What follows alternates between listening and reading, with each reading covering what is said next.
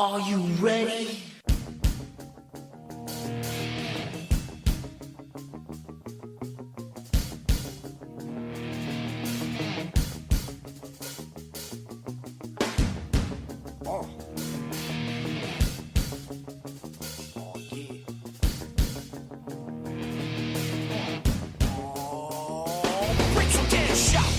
Is that the message you got? We about to go live. Are you ready to rock? So take a shot, boy. Is that the message you got?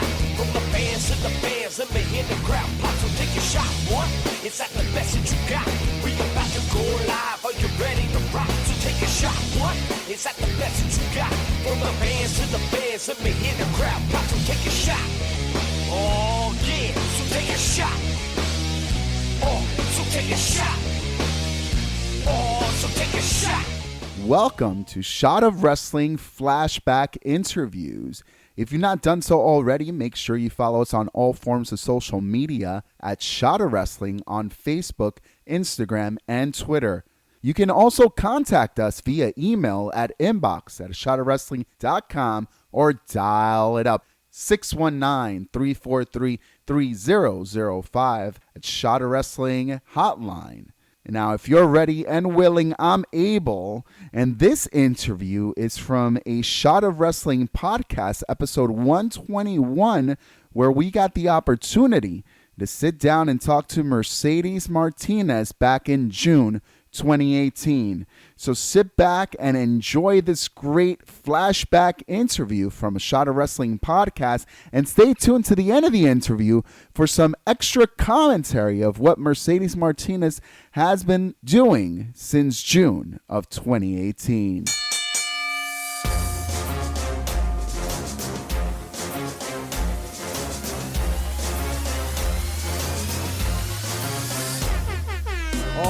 Right, Michael J. Putty, we have one of the biggest stars on the BCW card here with us from Summer of Smash, the Latin sensation, Mercedes Martinez. How are you, and welcome to A Shot of Wrestling.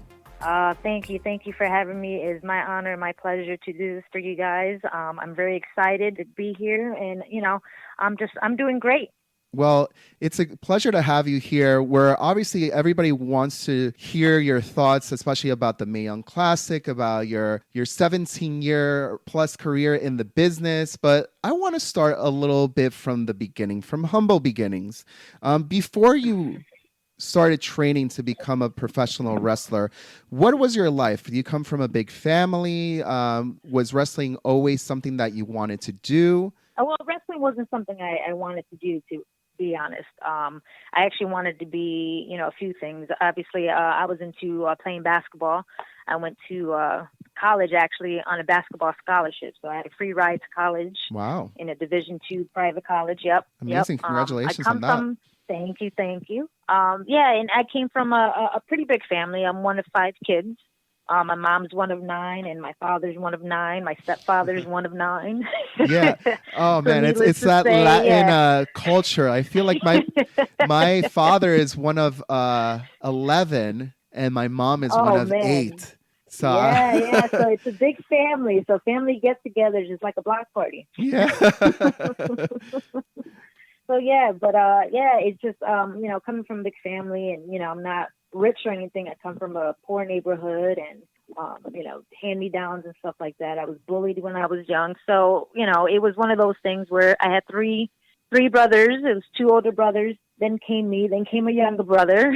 Mm-hmm. So I grew up with boys and stuff, more of a tomboy, and I just gravitated towards any sports, anything physically that I can get my hands on, and basketball was the thing that got me, into shape and got me out of the ghetto, I guess you can say. Okay. In full ride. And then wrestling came out of nowhere, actually. I've watched wrestling. It wasn't, it was very entertaining. I watched Glow with my brothers and my uncles. But it wasn't something that I thought that I can actually do professionally. It was something that, you would do, playing outside in the park, and you're wrestling and you mimic your favorite wrestlers. And, me and my brother, my younger brother, we called ourselves like the Master Blasters, and made, cardboard, championships, the champs great. of the block.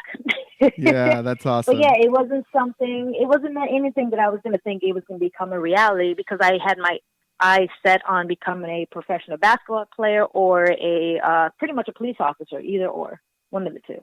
And coming from a big family and a Hispanic household, I'm sure your parents are very protective of you. So knowing that you now wanted to start training to be a wrestler, how did they take that? Well, my stepfather he passed away. He was a really big supporter of anything that I did. He loved, anytime I was basketball, he would always go to my games and everything.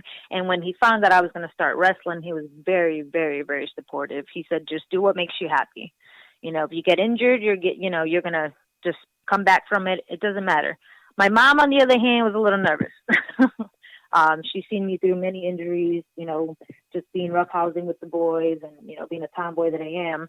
I've been through many, many injuries. So she didn't want me to get hurt. She didn't want me wrestling with, these guys that I didn't know. She was very protective of what, that scene would be for a female. Because, when I started wrestling, it was 2000. There wasn't really a women's division at that time or, in the independents. And I didn't even know what independent wrestling was. So that's how, clueless I was to actually wrestling when I first started. I didn't know anything about it. It was just something that just fell in my lap. And, my parents, supported me the best that they can. My mom probably went to one show and one show only in the last 18 years. And that was it. That's all it took. One show, and that was the end of it. I just have to send her DVDs. Well, starting a career in professional wrestling, I'm sure is really tough. We've heard a lot of people come on the show and say, obviously, it's not an easy road. For a woman, I would think it's even a harder road because now we're fortunate we have the women's revolution. A lot more women are getting the opportunities that they deserve. But starting off, when you started your career, what was the toughest thing getting into the business? I think it was more or less making sure that I get the respect as an athlete. Me being an athlete, I've always had respect from, my teammates, whether I was on a boys basketball team and, summer league or anything like that. I always had the respect of my peers. But when it came to wrestling, the locker room is a little different when it comes to females. I think at that time it was more or less they saw you more as like a mark or a rat or just someone that they can just, take home, hey, and you wanted to be a valet. They didn't take women's wrestling seriously. I'm fortunate enough to have a really good trainer who, set me on my path and always was with me for the first, 4 years of my career and, was with me with just about every show that I can go on. He was with me to make sure that everyone knew that I was a wrestler that was not playing around. I'm here to do my job, get it done, get paid, and get out. So, I think that's what most women wrestlers want, is they want to be seen as an athlete and not just someone, who can be in there as eye candy. I mean, I don't knock it down, don't get me wrong. If you want to be known as eye candy, do what you got to do, boo. But I'm one of those people who, I go in there and I want to show what I can do. And, whether it's against a female or a male, I just want to show you what I can do as an athlete because there is no gender on athleticism. Absolutely. Now, the athleticism, there's different types of matches that are in professional wrestling. Ladder matches, TLC matches, hardcore matches, death matches are very popular in our area too. Are these any matches that interest you, or are you just passionate about that grappling style in the ring? No, I've done hardcore matches and ladder matches. I've done all that, but I won't do it just for the hell of it. It's not my niche. Let's put it that way. I was trained to be a professional wrestler and, to do wrestling by the books, and follow catch wrestling and to make sure you do everything the way it's supposed to be done back in the day. And that is how I was trained. So I don't knock anybody who wants to do hardcore wrestling as part of their career. If that's what they want to make their money on, good for you. But I tend to believe that if I'm going to do a hardcore match or a ladder match or anything involving me getting out of the ring, right.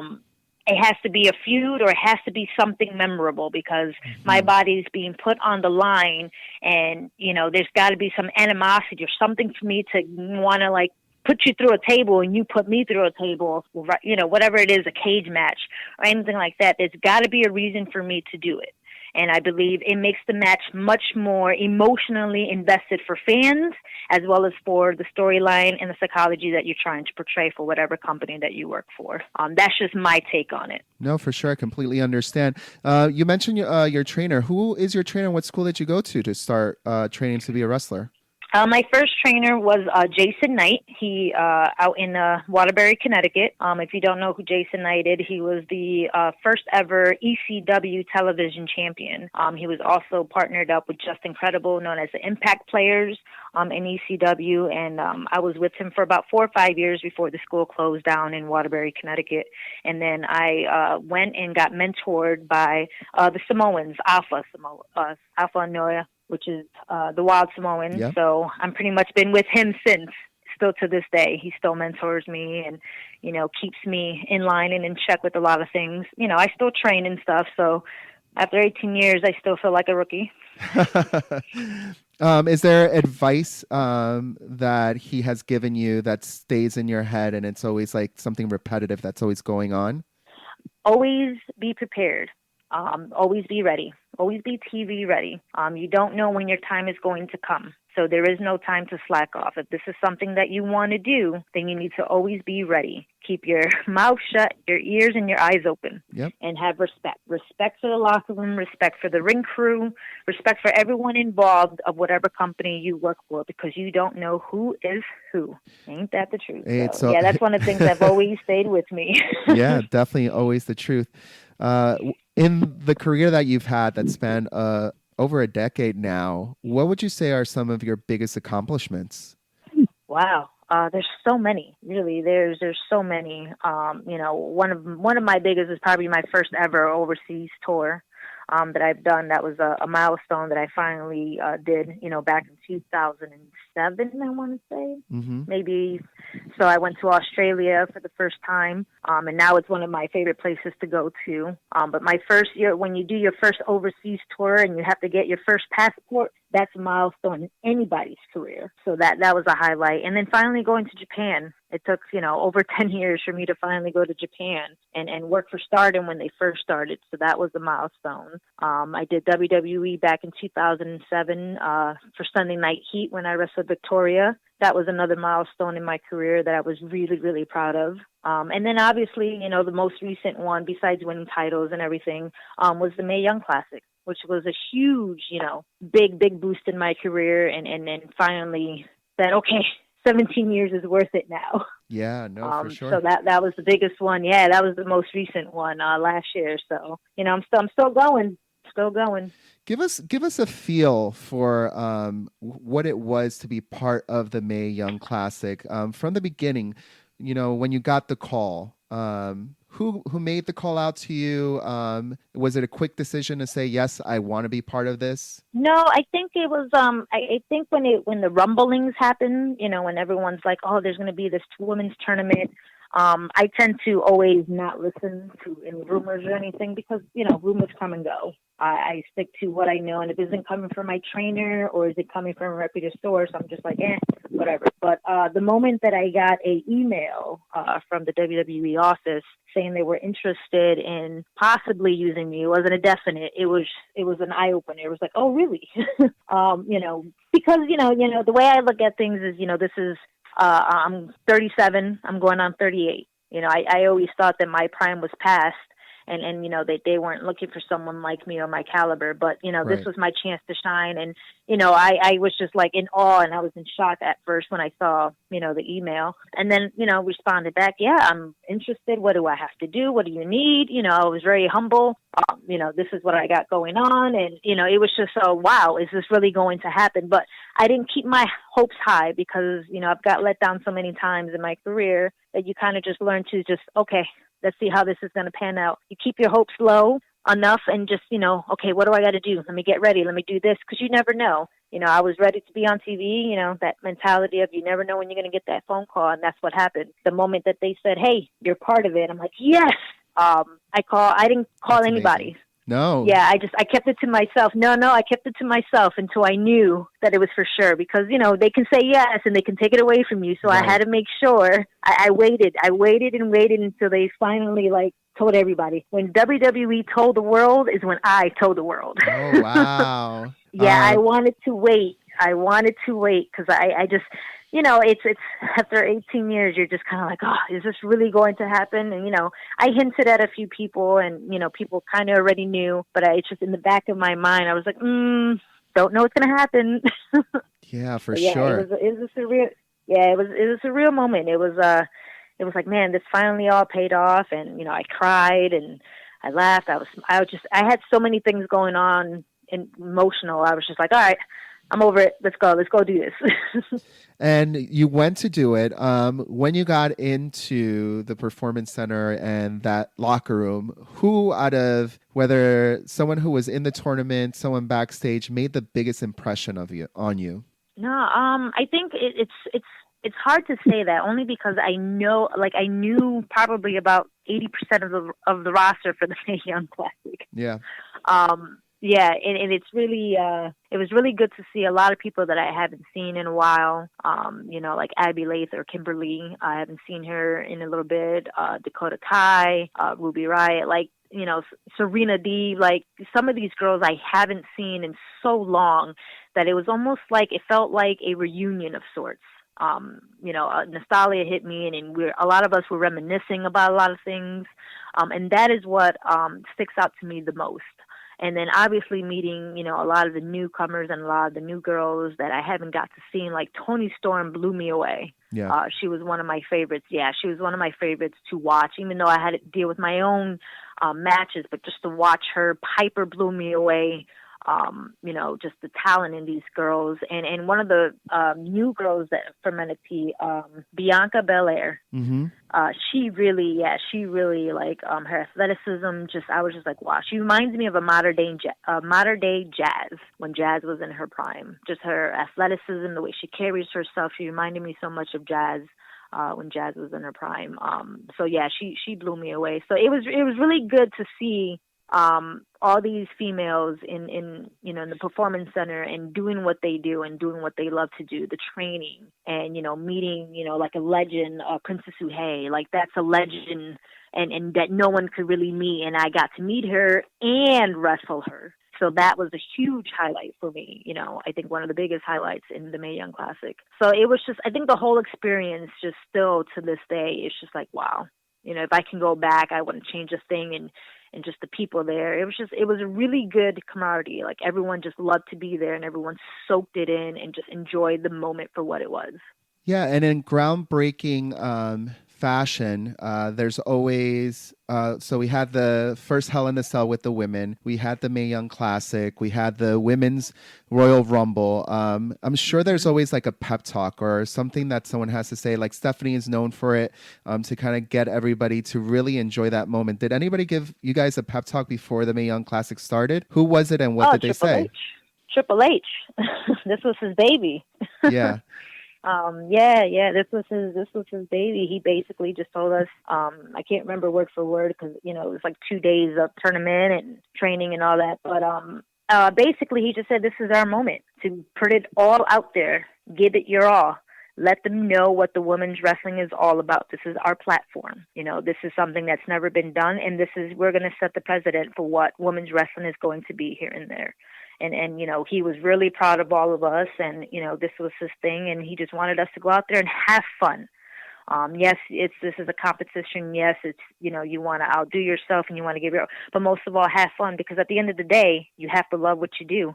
And the only way you can perform your best is if you love what you're doing. So it was a really humbling experience for him to, go out there and just tell us and pep talk us and rile us up and get ready. It's almost like a football, like, go. Yeah. Yeah. And, even before the show and even after the show, it was that, that pep talk after the show as well, that like, man, you guys blew it out the water. He was so proud of us and what we accomplished and that there was so much more to do in this women's revolution. This is just the first step. Yeah, it's just the beginning. And wrestling has one of the most passionate fans in the world. And when they like something, they really like something. When they don't, they'll let you know. Mm-hmm. For you, if there's anything that you would change or you would evolve in the world of professional wrestling, what do you think it would be? I wouldn't change a thing, just in general. I mean, I wish women's wrestling in general could have gotten more respect back in the day. Where, when I first started, I wouldn't have to be wrestling males for the first year of my career. Right. But I wouldn't change a thing because I'm still around to help. There's a reason. I always say there's a reason for things to happen the way they happen. Women's wrestling has its up and downs, and it has to go through its channels, and it has to get, through all. It's just like the world now. It has to go through its changes for people to recognize when something is wrong and to recognize when to fix it. And it's the moment now in the last couple of years. Shimmer did it, 10 plus years ago. Shimmer did it when they first came onto the scene. It was this women's revolution that's been happening way before it became mainstream. And I was glad to be a part of that. And I'm an integral part of this women's revolution back, in the Shimmer days. And even before that, even before Shimmer even became around. Women's wrestling is something that people always saw as an attraction match. My way of thinking and my way of philosophy with my trainer was you don't become the attraction, you become the main. And that is what I always strive to be, is be better than the main event, because you are a woman, but first of all, you're going to make them remember why you're an athlete and why you are a wrestler. And whether it's wrestling males or females, it doesn't matter. The match that you put on is what they're going to remember, and you have to be the best match on the card to set yourself apart. And that's what I've always done in my career. And, most females that, I came through with, like Cindy Rogers, Allison Danger, Lufisto, Cheerleader Melissa, like Lacey, Rain, like all these girls that, were part of Shimmer in the beginning and beyond. Like, this is what we live for. We live for this moment right now. This is what we dedicated our career to. And, if I can change it, I probably wouldn't be here. So I'm not going to change anything because everything led up to where I am now at this moment. I feel you on that point. We're big proponents here on A Shot of Wrestling in saying that wrestling brings us together. Who in the last years are you grateful that professional wrestling has brought this person to you? Oh, there's so many. It's ridiculous. But like, we're grateful wrestling brought you to us. That we're beyond grateful already. Oh. No, I think and wrestling has pretty much brought me lifelong friendships that become family. It's brought me, many opportunities that I would never have gotten if I was still in Waterbury, Connecticut, in the ghetto streets of the hood over here. But wrestling has definitely brought me some, family, because, wrestling can be lonely when you're on the road and you don't know who to trust and who's not going to backstab you. So I'm grateful for the friendships and that I pretty much still have to this day. Like Cindy Rogers is one who has been my best friend for the last probably 20 years. I met her through wrestling. We wrestled, and she, been at my wedding and everything. So that's, Allison Danger is another one. Cheerleader Melissa, like Lufisto, Rain. These are girls that are just not wrestlers. These are females that are like part of my life, that they come to my house, or we talk about our families and we talk about our lives. And it's not always wrestling related because we relate in another way. We've been there. We've done that. Wrestling just kind of brought us to that point where we're like, all right, forget about wrestling now. What's going on with your life? Hey, how's this? How's that? And that's what I love. Wrestling has brought me some lifelong friendships that you can't get anywhere else sometimes. And it's taken me to, across the country that I probably would have never been to. I've been to Australia, Japan, England.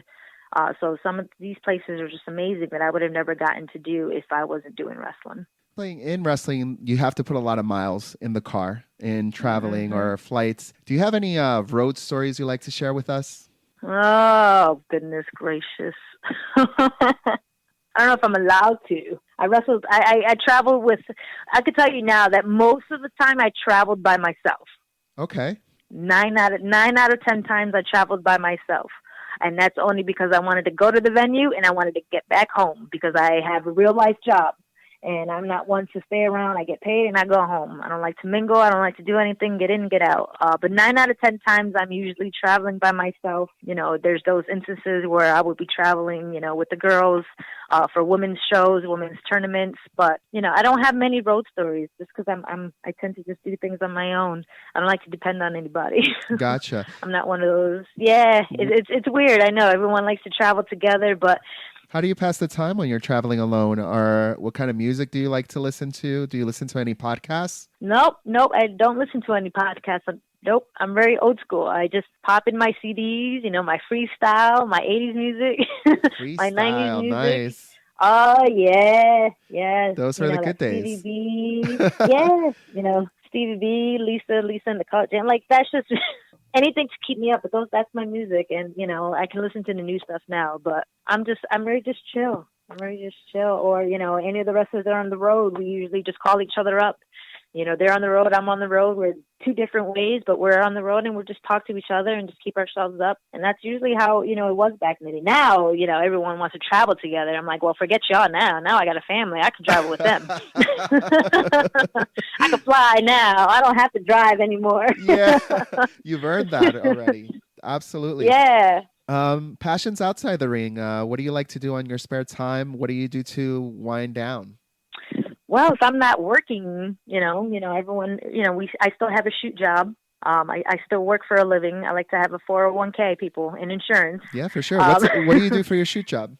Well, I work at a Walmart. I'm a manager there, so Nice. they're very flexible with my wrestling and stuff. I've been there for 10 years, so that's what I've been doing. But it's great pay for me. It's easy money.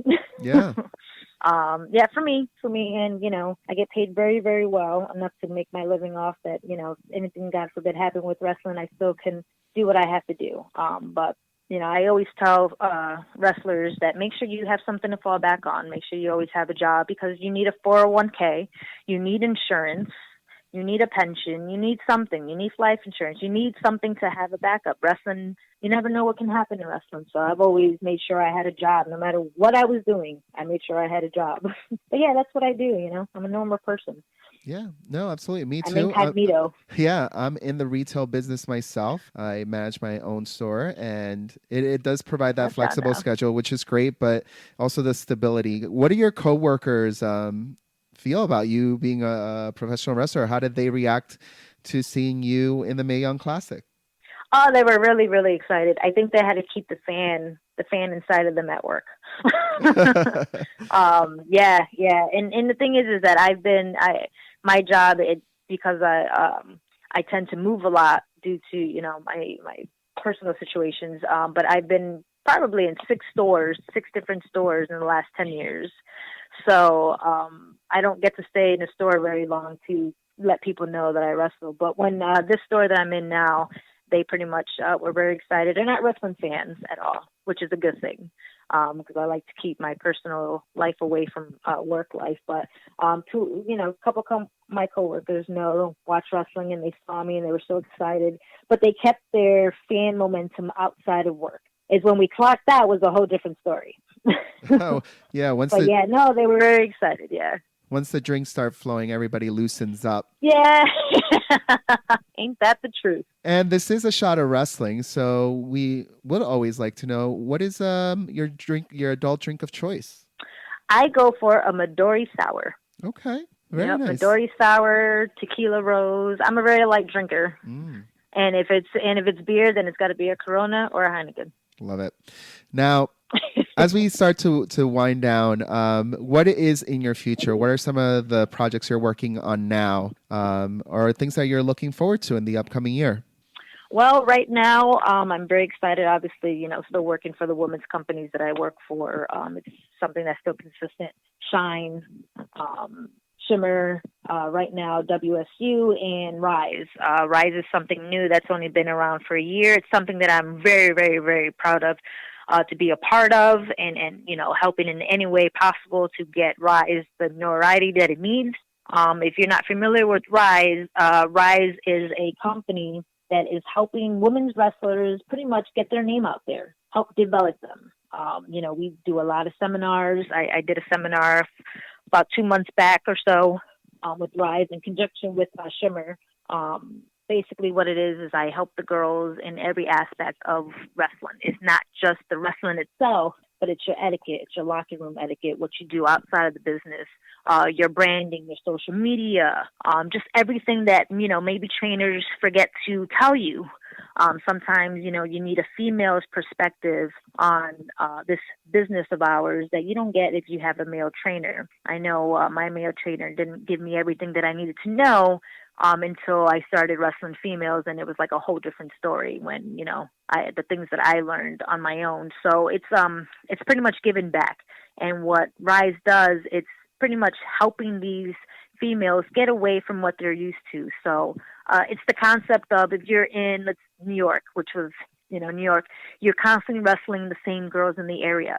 Yeah. Constantly. The fans get bored of seeing the same match. Because how many times can you wrestle the same girls in a year? Right. It gets redundant. It gets boring. The crowd is like, whatever. We've seen this match 10,000 times. Who are we going to bring? And sometimes you don't have the money or anything. So what Rise does is we take these girls and we put them with other girls that they're not used to. Totally different styles, different states, everything. And that is what Rise is all about. You can make your mistakes. It's okay. We're not looking for perfection. We're not looking for top, girls. What we're looking for is for girls who are willing to invest themselves in women's wrestling and to help, and to help build this company on nobody's, to make yourself a somebody. We got girls, Kikio, who's, someone I never even knew, but she shot herself up, to be someone of a name right from Rise. You got a Dust who's partnered herself up with Rosemary, who's like her mentor right now. And just these girls are pretty much Britt Baker and Tessa Blanchard was another one, who I didn't know very well to Rise because they've been on almost every show. So these are girls that, you can work if you invest yourself in Rise. And right now, Rise has partnered up with Impact. And I think today, I believe, we are doing, Rise is actually doing their first weekly episode of women's wrestling. Oh, that's amazing. So, so what Congrats. they're doing is for the next, for the next 6 weeks, we partnered up with Impact Wrestling to do a weekly women's wrestling episode. So it's probably 1, 2, 3 matches. I think it's a half-hour slot on TV, and it's something new, and it'll give you your dose of women's wrestling in a TV type style venue or segment here. So it's pretty neat. It's pretty cool. And it's something that you can go on Rise. I can't remember their email, their website at the moment, but I think for like $4.99 you can see all these episodes plus like other stuff, other shows and stuff that that we put on there from matches. I know my match with Toni Storm was on there that people can see, that they don't have to worry about buying a DVD. Like it is such a different concept, and I'm so proud of Rise at what they've done in the last year. Like we've taken them to England and done seminars in England. I did a seminar in England with Rise, so it's something I'm investing myself into. I'm very excited about. So if you don't know where Rise is, you have to look it up. You have to get in there. You have to see and give these girls their props. If we wanted to follow you on social media and continue taking this journey with you, where could we do that? Well, I have a Twitter now. Yes. All right. It's at, social media. What's funny is I've been away from social media for so long, like legit, like 17 years. And as soon as I did the Mae Young Classic, it was like forced upon me to get social media. I was just like, oh, great. But it's Twitter. You can find me at the Real M Martinez.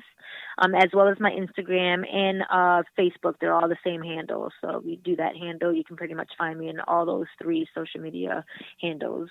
Most of the time, Twitter is the way to go, 9 out of 10 times. If you need to email me for anything, fans, bookings, anything like that, you can email me at Mercedes Martinez 19 at yahoo.com. I always, encourage my fans to just, send me an email, just say thank you, or hate mail if you want, but I'll just delete it. So give me all the love, please. All about the love. All about the love and positivity. Thank you so much, Mercedes. It has been a pleasure having you here. But do you mind sticking around? We have one more important thing. It's last call. Are you down? Yes, of course. I'm always down, of course. All right, thank you.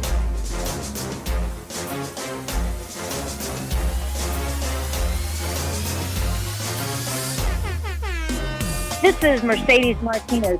Stay tuned to the end of this episode for the last call.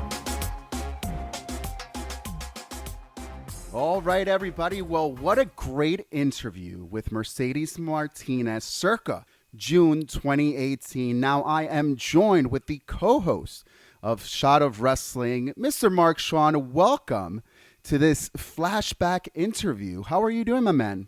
Dude, doing as well as anyone could be during this time. Thank you for having me. Oh, what an amazing interview to actually be part of during this. Mercedes Martinez, dude. Wow. Last time we spoke to Mercedes, since then, she's already been in the Mae Young Classic 2 times. She appeared at the AEW Casino Battle Royale, which completely, I watched the show and I was like, yo, Mercedes Martinez. How did AEW not just sign that girl right after that? Right. I feel like they missed out on a good opportunity because, you see the comments on Twitter and everything from the internet community about the women division AEW. And, a lot of people consider the AEW women's division to be pretty weak. And one has to wonder what would have happened if they signed Mercedes Martinez, how much stronger that women's division would have been.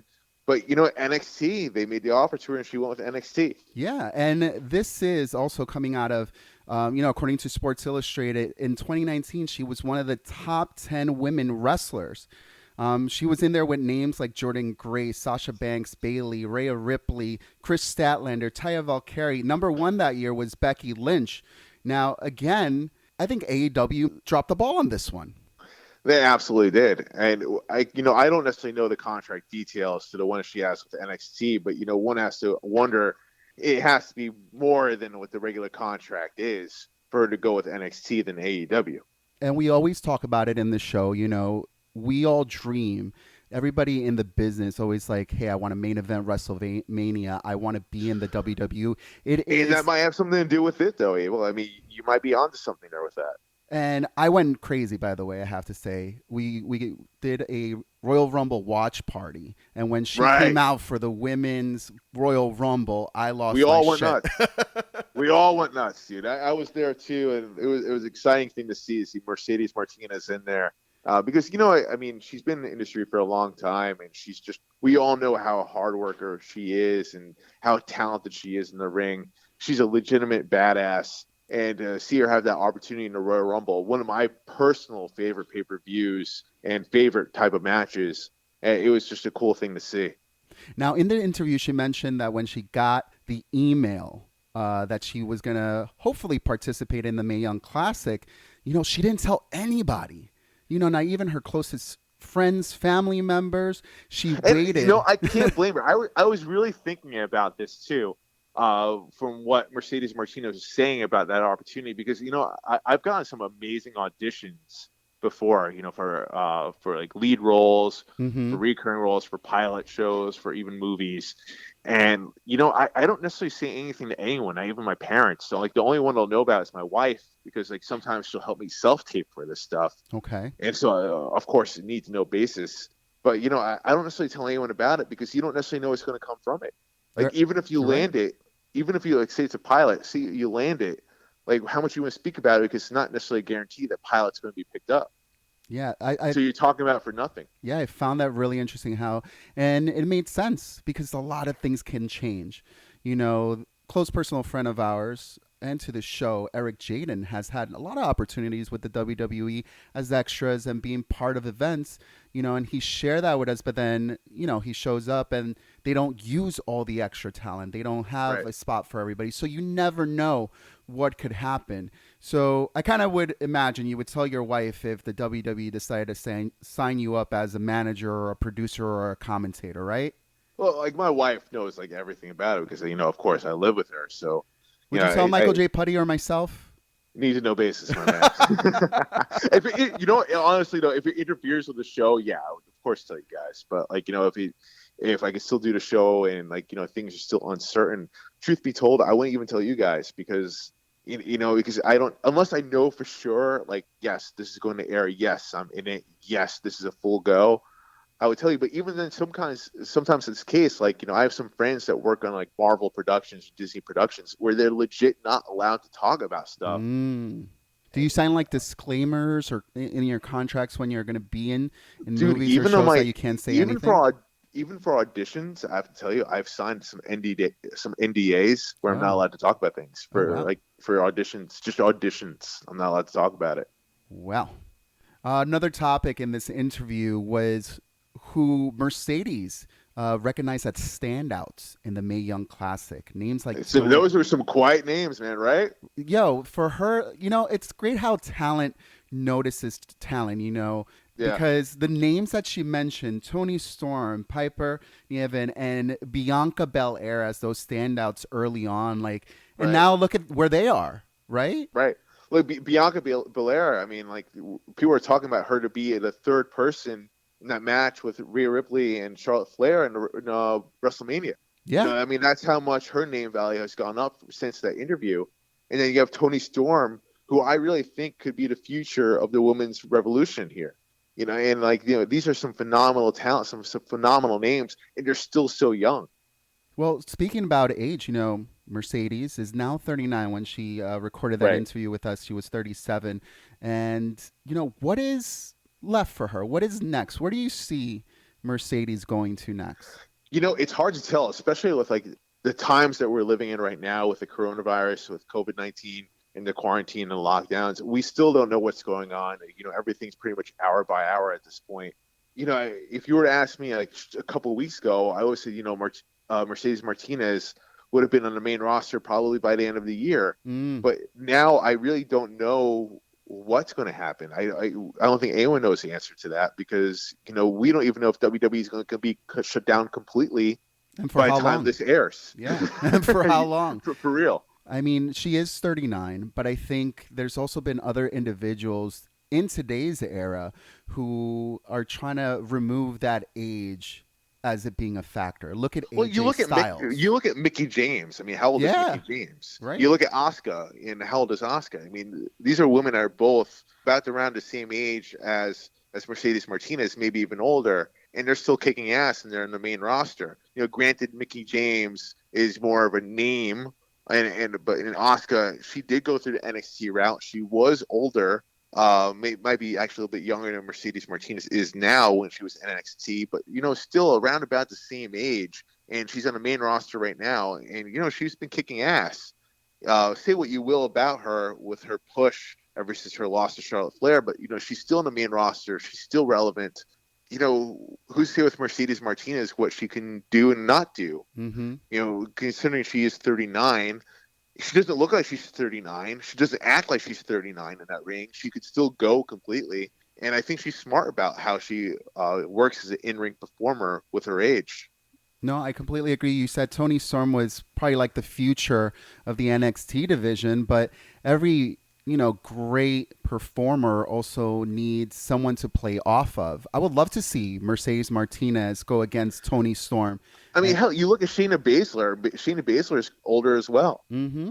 And finally she's getting her main event pay-per-view at WrestleMania. I don't necessarily know if it's a main event, but it is featured as a marquee match at WrestleMania. I think Mercedes has a lot more years to give, and especially to NXT, and to really build her brand with the NXT superstars. And now when we think about NXT, it's no longer a developmental brand. They have TV time, they have a TV slot, they're able to perform at the level of a main roster. Abel, that's a great point because now you're seeing Shayna Baszler move up to the main roster, and Lord knows with Belair, with Bianca Belair, like with her rise, if she may get pushed to the main roster, what does it leave for NXT, who is not necessarily main roster, but yes, they're on USA, they're competing neck to neck with AEW, who's to say Mercedes Martinez doesn't step up? I mean, she Right. is older. She has the experience. She could be that locker room vet that people need. Absolutely. And that could rise her up in the ranks there as possibly maybe the next NXT Women's Champion. Now, I'm sure people who just listened to the interview were probably shocked that Mercedes Martinez, 39, is going to be the next NXT Women's Champion. Now, I'm sure people who just listened to the interview were probably shocked that Mercedes Martinez, 39, is going to be the next NXT Women's Champion. Now, I'm sure people who just listened to the interview were probably shocked that Mercedes Martinez works at Walmart. She's a Walmart manager. She's in the retail business, but Can you imagine being an employee under her at Walmart? You don't You're want to 5 cross minutes her. late. You have to report to Mercedes Martinez. Go. Her division of responsibility is HR. You don't want to fuck up at Walmart. No, not at all. Now, but the reason she maintains her job and the advice that she gave a lot of people, because a lot of wrestlers and people in the business listen to Shot of Wrestling for that advice, is, you need your benefits. You need security. You never know where wrestling's going to take you. She brought up a great point about financially with her 401k with savings. She brought up some great points about that and stuff that I could relate to as well, as an actor and being in entertainment. Like a lot of us, like people in the creative side, they view this as an art. They just view it with an artist mindset, but you also have to think of it as a business as well and how to protect yourself financially. And, Mercedes Martinez touched right on the point about that. I gotta say, as physical, as intimidating as she is, she's very smart. Yeah, I mean, our business right now is hurting, especially with all these shelter in places going on because the virus is all in around us and we're not able to socialize like we used to and go to these wrestling events. It is great advice to give. A lot of people don't want to have that shoot job because they want to focus so much on wrestling, like wrestling becomes their shoot job. But the reality of it is balance it's finance. You can do it. It's okay to have a shoot job. It's okay. But sometimes people, create excuses on why they can't pursue their dream because of the shoot job. There's 24 hours in a day, and you only work 8 hours minimum, at least a day. There's enough time to figure out what to do for your dream. Even if that means dedicating an hour towards your dream, you do it each and every single day. There's ways to go about it. And, you look at a woman like Mercedes Martinez, and plenty of other people have done it clearly, whether in wrestling or non-wrestling. It just, they had a dream to follow, but of course you have bills to pay. But, you create a plan for yourself and you execute it. Yeah. And she's paving the way for the future. She mentioned Rise back in 2018. This was a new promotion. New things were going on, but a lot of great names were coming from this promotion. Now, did you know about Rise? Rise always been on my radar. I do follow Rise on Twitter. They follow me back. Nice. It's funny, when I listened to that interview, it instantly, I don't know, for what reason, it made me want to check out Rise on Twitter again. And it's funny, I got them right at the right time. They're offering like free seminars online. Oh no! Wow. Whether you're a trained wrestler or a trained manager or a commentator or referee, for different things, they could evaluate your work that you've done. Oh wow! They could offer. I signed up for marketing and for how to get yourself more booked. Mm-hmm. I signed up for a seminar for that. They're offering all this free seminars, man, and I recommend anyone inside the wrestling community to check that out. Rise, they're a fantastic promotion, and obviously a lot of talent has come from there. They're definitely reputable, and I recommend anyone to check that out. Well, while we're talking about social media, it's something that's very important. It's keeping us occupied right now. If anybody wants to follow our co-host of Shot of Wrestling, Mark Schwann, where could we do that? Well, you can go to my website. It's very easy. You go to my to yourfavoriteactor.com. No, you're my favorite actor. No, thank you, Abel. But actually, my website is yourfavoriteactor.com. You are my favorite actor. That's a great name for a website. Thank you. And you can go right on there, and all my social media profiles, they're on there. My links, and you just follow me on there. I think that's the easiest way to do it. And on a weekly basis, you are continuing to produce Shot of Wrestling podcasts to 200 and many more. Thank you so much for joining us on this flashback episode of Mercedes Martinez from episode 121, circa June 2018. My man, thank you for having me aboard on this. Mercedes Martinez, I'm so glad to be part of this flashback episode here for this interview, because Mercedes Martinez, she is one I have my eye on. I think that she's going to kick some ass here in WWE. And, I hope I'm right. Ladies and gentlemen, at this time, I need to announce it's last call at the bar. Oh. All right, everybody, we have made it to my favorite part of the episode. It's last call, and we have the Latina sensation, still here with us, Mercedes Martinez. Now, Mercedes, this is how you play. I'm going to ask rapid fire questions. The first thing that comes out of your head is the first thing that you should answer. Are you ready? Oh, man. Yep, I'm ready. Let's go. All right. What is your favorite song?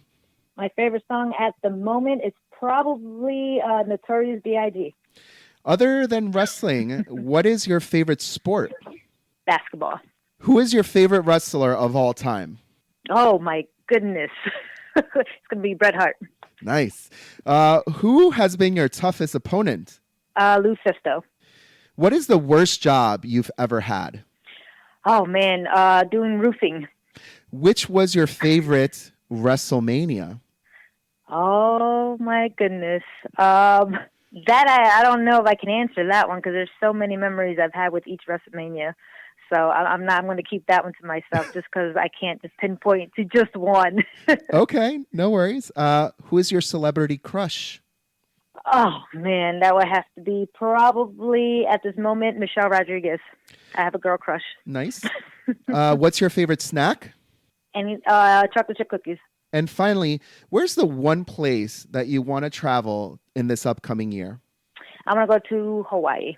Awesome. Well, that is it. You've survived last call. Thank you so much for joining us on A Shot of Wrestling. Anytime. Thank you so much. It was my pleasure. Hey, baby, I hear the bell ringing, hip tosses and body slams. Oh, my. And maybe you seem a bit confused. Yeah, baby, but I got you pinned. Ha, ha, ha, ha. But I don't know what to do when I see them with that golden case. They're cashing it in. Authority all in my face. What is a man to do? Good night, everybody.